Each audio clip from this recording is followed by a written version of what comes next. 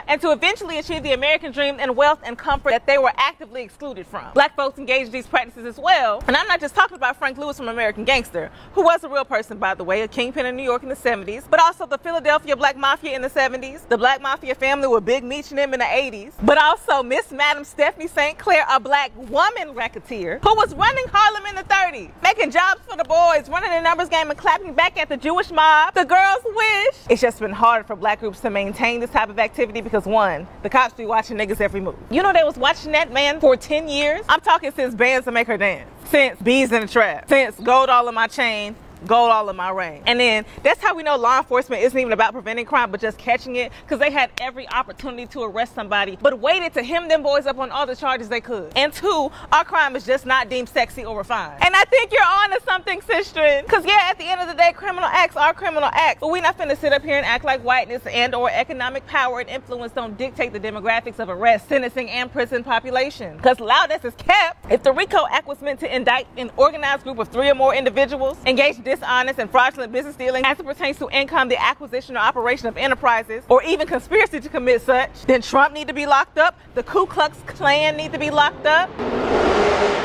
the disrespect, and these neo-Nazi organizations. But due to many black crime units' lack of generational wealth and racism, even limited sources within crime have deduced their efforts to mere gang violence to the public eye. Sheesh! Did you know should you be charged with a felony, and whether or not you actually participated in the act or not, you can have an additional 10 years added onto your sentence just because you know somebody in a gang. Prosecutors use something called gang enhancements. Like as if they was trying to sweeten the pot. Like, ooh, how bad can we mess up this nigga's life today? How can we upsell a longer sentence time? They are sadists! But the signifying quality for these specific enhancements to be used are when the crime is in association with any criminal street gang.